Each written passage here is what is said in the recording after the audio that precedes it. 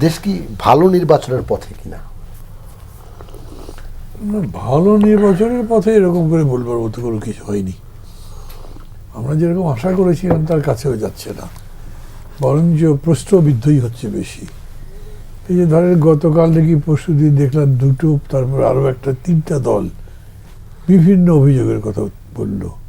এরকম অভিযোগের কথা কিন্তু আগেও বলেছে, সরকার পক্ষপাতিত্ব করছে, একটি দলের প্রতি বিশেষ সুবিধা দেওয়া হচ্ছে, ঘটনা টটনা তুলে ধরছে।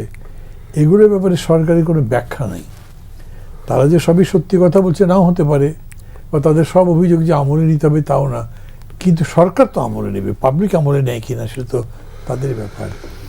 এবং আপনি যে প্রশ্নটা শুরু করেছিলেন, এই যে স্বেচ্ছাসেবক দলের এই যুবকটি, মানে আমি একটা পেপারে স্পেকুলেশন দেখলাম যে তারা বলছে যে হাদি হত্যার পরে এটা কি আরেকটা সিরিয়াল নাকি, নির্বাচন বানচাল করবার জন্য, পরিস্থিতি তৈরি করবার জন্য এরকম কিনা।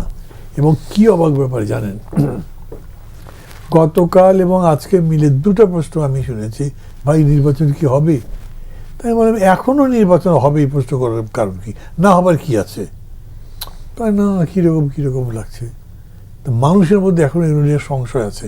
তার মানে হচ্ছে যে মানুষ, ধরেন একটা দুটো ঘটনা তো আছেই, কিন্তু যে এক্সিস্টিং সিস্টেম, যে এজেন্সি, যে বাহিনী, যাদের উপরে নির্ভর করে তারা আশা করবে যে নির্বাচনটা ভালো হতে পারে, সেটাই করতে পারছে না। এবং এই প্রসঙ্গে আমি বলি, পুলিশ সম্পর্কে আমি প্রায় ডে 1 থেকে বলছি যে এদেরকে একদম যাকে বলে রিফারবিশ করা উচিত, নতুন করে ঢেলে সাজানো। কিছুই করা হয়নি একেবারে। এবং পুলিশ মানে হয়তো আগের মতো আর অত ফাঁকিটাকে দিচ্ছে না, ডিউটি করছে, যাচ্ছে, বসে থাকছে, কিন্তু মানুষের কথা শুনছে না।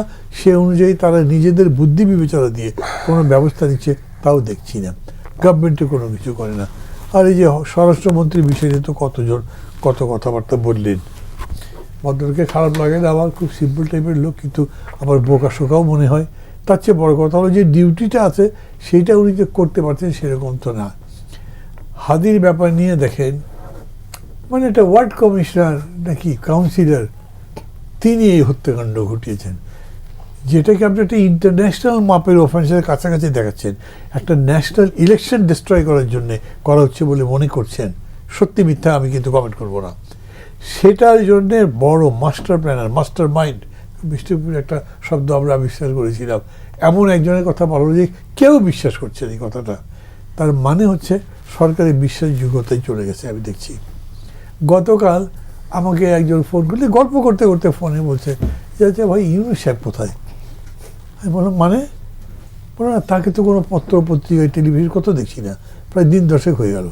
এবং আমার হঠাৎ খেয়াল হলো 10 দিন নাকি 7 দিন তো আমি গণে দেখি নাই, কিন্তু এটা ঠিক যে ওনাকে ওরকম করে আর দেখা যাচ্ছে না। আজকে বোধহয় তাকে ছবিতে দেখলাম, আন্তর্জাতিক ইয়ের সাথে কথা বলছেন। কিন্তু দেশের যে ক্রাইসিস ইত্যাদি ব্যাপারে আগে উনি খুব কথা বলতেন না, দায়িত্ব নিয়ে তো কখনোই কথা বলেননি।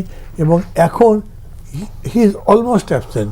বাকি অ্যাডভাইজার সম্পর্কে আমি একই কথা বলবো, সরকার যে আছে এরকম কিন্তু মনে হচ্ছে না।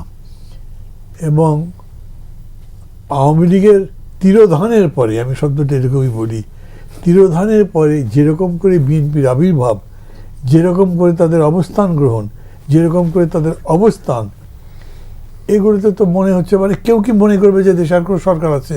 আমি দেখছি না। প্রায় সবাই ধরে নিয়েছে, কাউকে আপনি যাকে জিজ্ঞেস, এমনকি ধরেন তাদের যে প্রতিদ্বন্দ্বী জামাতকেও যদি জিজ্ঞেস করেন, তারাও মনে করে যে তারা এবারে ক্ষমতায় যেতে পারবে, তারাই ক্ষমতায় যাবে। তো আচ্ছা, সেটা যদি হয়তো তো হতেই পারে, একটা বাটি এক্সপেরিমেন্ট তো কোনোভাবে হতেই পারে, কিন্তু মানুষের মধ্যে আশ্বাসের জায়গাটা আসছে না যে ইলেকশনটা একটা ভালো ইলেকশন হবে। এটা কোনো জায়গাতে আমি দেখছি না। জি।